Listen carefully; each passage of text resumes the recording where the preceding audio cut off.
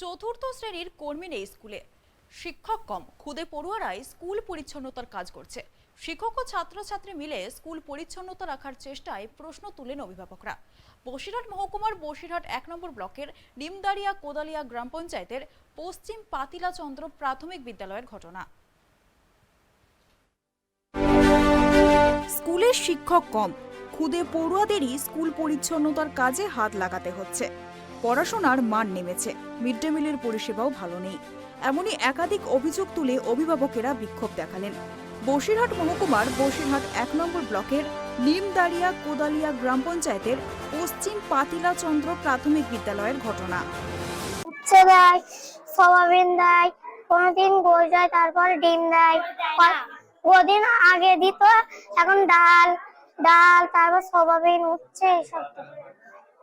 আর কি সমস্যা হয় তোমাদের? এখন গোশ ডিম দেয় না?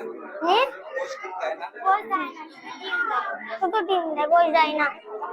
পরে ডিম দেওয়া হয়নি। আর আর আর কি কাজ করে তোমাদের দিয়ে? ঝাড়টা দিয়ে হয় নাই, বাথরুম ঘর পানি টানি দাবাই নাই, দাবাই না ঘর বাড়ি, স্কুলের ভেতর টেতর, বাইরে। মাসিরা তরকারি চালে কি বলে বল?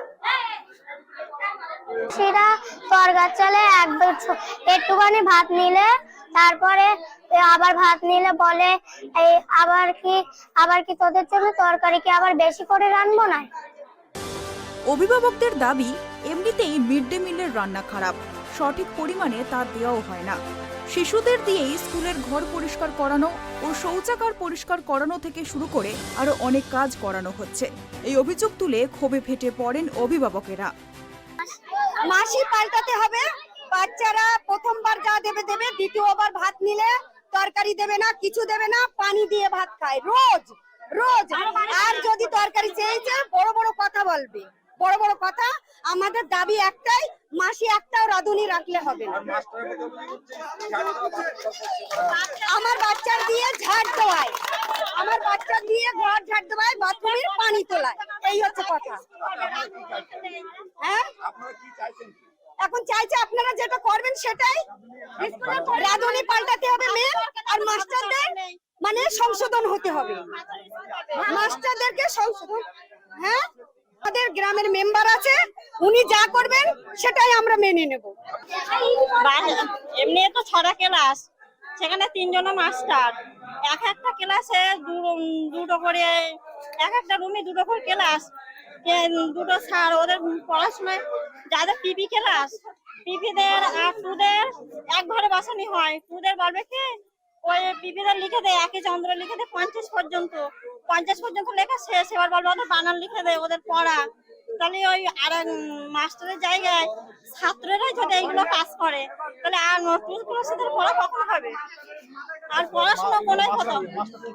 মাস্টারেরা বলবে নাকি আঁকতে দেবে, সব সময় বলে আঁকতে। আর স্যার 3 জন ক্লাস, ওই মালিক স্যার সময় মতো আসে না, এসে অভিযোগ মেয়ের বলবেন মারামারি করেছি, আমার ব্যাগ টেনে নিছে, আমার পেনে ফালি দিয়েছে।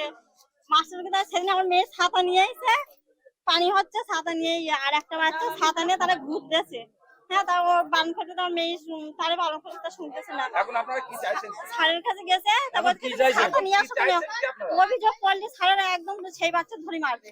এখন কি চাইছেন? আমরা শিক্ষা চাই, রাঁধুনি সব পাল্টে দিতে হবে, শিক্ষা চাই, টাকার ব্যবস্থা চাই, টিচার চাই, বাচ্চারা পানি দিয়ে ভাত খায়। প্রধান শিক্ষকের দাবি, স্কুলে 6টা ক্লাস আছে, আমরা শিক্ষক আছি 3 জন, যার কারণে আমরা সবাই মিলেই স্কুলের ঘর পরিষ্কার করা থেকে যাবতীয় কাজকর্ম করে থাকি। প্রধান শিক্ষক রবীন্দ্রনাথ রায় বলেন, ছাত্রছাত্রীর সংখ্যা প্রায় 150 জন। দীর্ঘদিন ধরেই চতুর্থ শ্রেণীর কর্মীরা নেই, পাশাপাশি শিক্ষক সংখ্যায় অত্যন্ত কম। যেহেতু আমরা 3 জন শিক্ষক, সেই ক্ষেত্রে আমাদের স্কুলের কাজে অনেক সমস্যার সম্মুখীন হতে হয়, যার ফলে স্কুলে বাচ্চাদের সঙ্গে আমাদেরকেও হাত মিলিয়ে পরিষ্কার করার কাজ করতে হয়।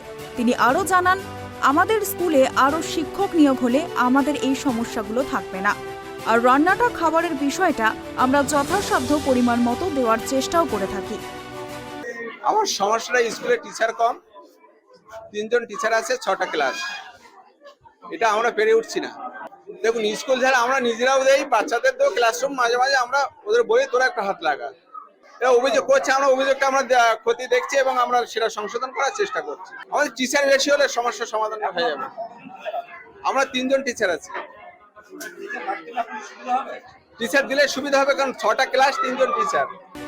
যদিও এই আশ্বাস শুনতে রাজি নন অভিভাবকেরা, তারা চাইছেন অবিলম্বে পড়ুয়াদের দিয়ে এই ধরনের কাজ করানো বন্ধ করতে হবে এবং খাদ্যসহ পড়াশোনার মানের উন্নতিও ঘটাতে হবে, নয়তো তারা আগামী দিনে বৃহত্তর আন্দোলনের পথে যেতে বাধ্য হবেন।